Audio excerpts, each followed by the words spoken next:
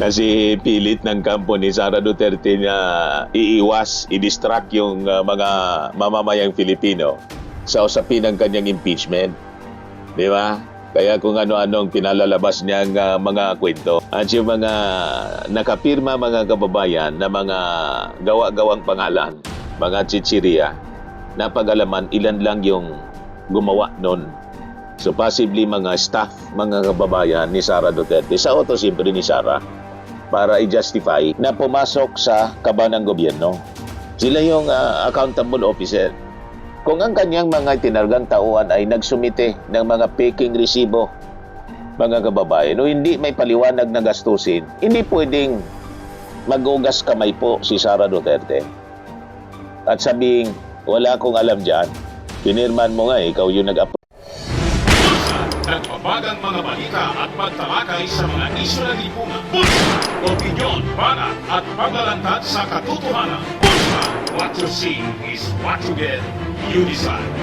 Hello po mga kababayan, si Dante Marabilia. So muli nating pag-usapan ang impeachment ni Sara Duterte. Dapat huwag tayong ma-distract. Lagi nating itapik. Kasi pilit ng kampo ni Sara Duterte na i-distract yung mga mamamayang Filipino sa usapin ng kanyang impeachment. Di ba? Kaya kung ano-anong pinalalabas niyang mga kwento. So dito po sa issue ng impeachment ni Sara Duterte, wag dapat ipasa ang sisi. Yung pagkakamali ni Sara Duterte, wag ipasa sa pamamagitan po ng paglaglag sa kanyang mga tauhan. Ilalaglag yung mga tauhan para iligtas siya. Yun ang ginawa ni Jaime. Hindi pwedeng magugas kamay, mga kababayan, yung vice presidente, itong si Sara, sa pagkawala ng napakalaking pondo, yung misuse, mga kababayan, ng milyon-milyong pera ng bayan. So hindi niya pwede na ipasa sa kanyang mga tauhan ng legal at final na pananagutan, accountability, sa napakalaking halaga ng hindi maliquidate na confidential funds, mga kababayan. Yan ang ating punto. Walang legal na batayan, mga kababayan, ang pagpipilit na mga disbursing officers lamang ang dapat nasisihin, tulad ng linyada ng mga pagtatanong ni Amy Marcos. So ayon, mga kababayan, dito sa Commission on Audit, yung witness na humarap sa impeachment trial ni Sara, si Attorney Roderick Wamil, bilang head of agency, si Sara ang may direktang responsibility sa kabuuang pondo. Kabilang na dito yung 448.28 million pesos na iniutos ng COA na ibalik agad sa kaban, mga kababayan ng bayan. Pinababalik dahil sa talamak na kawalan ng lehitimong resibo po. Wala, zero receipt, acknowledgement receipts lang, gawa-gawa. At yung mga nakapirma, mga kababayan, na mga gawa-gawang pangalan, mga chichirya, napag-alaman ilan lang yung gumawa nun. So possibly mga staff, mga kababayan ni Sara Duterte, sa auto siyempre ni Sara, para i-justify yung paglustay ng milyon-milyon na pondo. So pinalagan ang palusot para sa efforts na iligtas itong si Sara Duterte. So sa gitna ng pagdinig ukol sa questionabling pag-asta ng Office of the Vice President, mga kababayan, sinubukan ni Amy Marcos na idepensa si Sara sa pamamagitan po ng paggigiit ng dapat managot daw sa mga dokumento at hindi maliquidate na pera ay ang mga special disbursing officers, SDO, o mga tauhan na humahawak ng pondo. Yun ang pinagpipilitan ng mga kababayan ni Amy. Na agad naman po at tahasan itong sinalungat at itinuwid ng COA State Auditor na si Attorney Roderick Wamil. Kaya basag na basag po si Amy. Pinaliwanag ni Attorney Wamil ang batas, ang pinal na pananagutan na niya sa batas ay palaging bumabalik yan sa head of agency na siyang nag-aprobaan niya ng pondo. Siya nga naman po, hindi pwedeng i-delegate ang accountability po. Ang pananagutan po sa batas, i-delegate pag nagkinabang sa kanya. Pag accountability, tuturo ibang tao. May ganon, mga kababayan.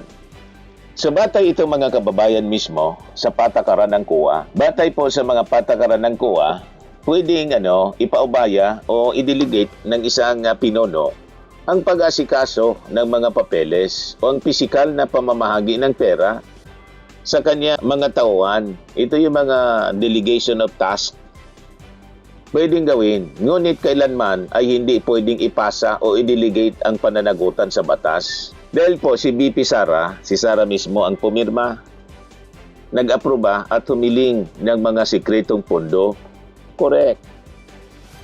Sa kanya po nakasalalay ang responsibility kung saan ito napunta at hindi niya ito pwedeng ipasa sa maliliit na mga kawani ng Office of the Vice President saka ng DepEd. So with that, lalo na nabaon sa 448 million total disallowances at kawalan ng resibo. Lalong nabaon po si Sara na diin sa isyong ito.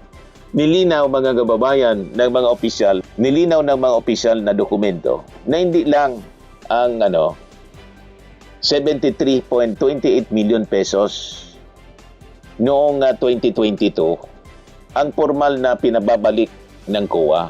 Disallowed po. Nadagdagan pa ito na mas malaking halaga po ang 375 milyong piso na pondo naman para sa unang taon ng quarter noong 2023. Kaya umabot sa kabuang 448.28 million piso ang inaabol po sa Office of the Vice President lang na patibalik ni Sara Duterte. Pinababalik po, disallowed eh.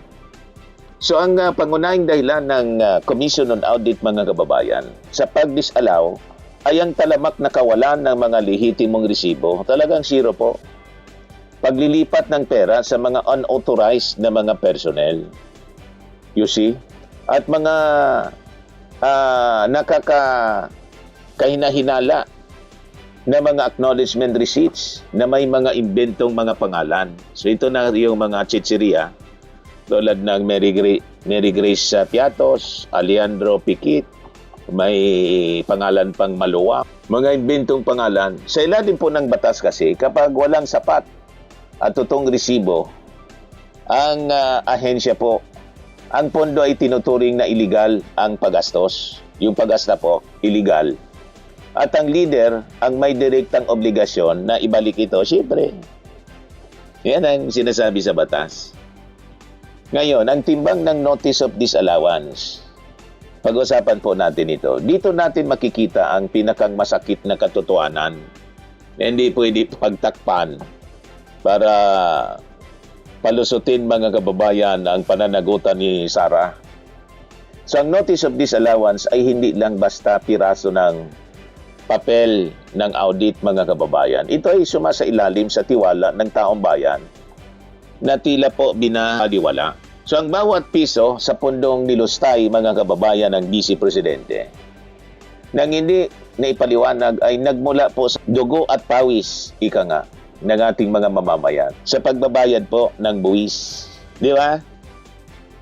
Kaya kapag iniutos po ng Commission on Audit na ibalik ang perang ito dahil sa kawalan po ng ibo, hindi ito pwedeng ipasa ni BP Sara sa kanyang mga tauhan para iligtas yung kanyang sarili. Okay po? So bilang head of agency, ang pirma niya sa bawat dokumento ay patunay na tinanggap niya, mga kababayan, yung bigat ng tungkulin. Ganon yon. So, masakit sa kalooban ng publiko na makita na ang isang mataas, mga kababayan, na pinuno ay naghahanap ng masisising subordinates kapag nagkabistuhan na. May ganon talaga, mga kababayan, na nagaganap dito. So ano ang tungkulin ng isang head of agency, mga kababayan, sa ilalim ng batas? Ang pangunahing obligasyon ng pinuno ng ahensya ay tiyaking nagamit sa tama yung pera. Ganon. Legal at maayos na paraan ang paggamit ng bawat piso na pumasok sa kaban ng gobyerno. Sila yung accountable officer. Kung ang kanyang mga tinargang tauhan ay nagsumite ng mga peking resibo, mga kababayan, o hindi may paliwanag na gastusin, hindi pwedeng mag-ugas kamay po si Sara Duterte. At sabing, wala akong alam dyan, pinirman mo nga, ikaw yung nag-approve eh. Ikaw pa yung tumanggap ng pera. And in fact, ikaw pa yung nag-appear niyan, di ba, sa Congress during the budget hearing. So ang kapabayaan ng kanyang mga tauhan ay direktang sumasailalim siya sa kanyang kapabayaan bilang leader na nag-aproba o nag-utos sa mga nangyaring transaksyon po. So ang kanyang pirma at approval ay nakapagpalabas. Yun ang nangyari po. O nakapagpawala ng daang-daang milyong pera ng taong bayan. Kaya siya ang tawag sa accountable officer. Di ba? Yung head of agency mismo. Yan ang malinaw.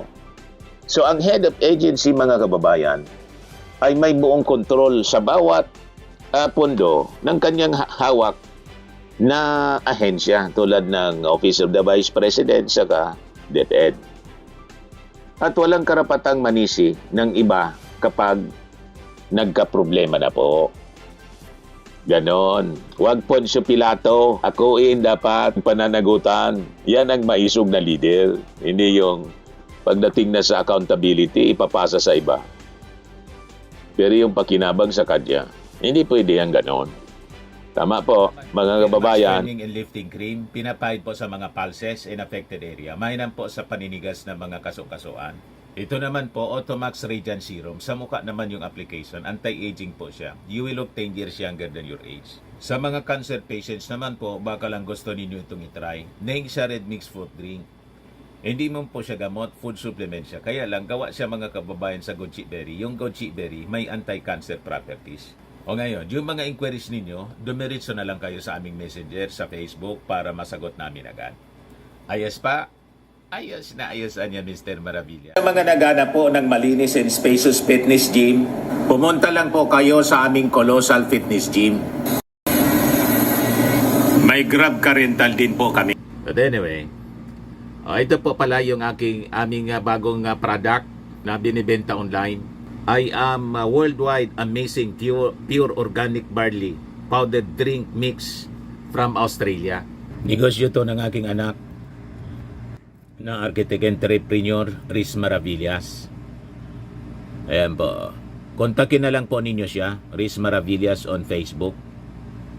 Ang mga health benefits niya, boost immunity, improves digestion, enhance energy levels, packed with antioxidants, prevent cancer. Ito naman po yung bago naming product na binibenta online.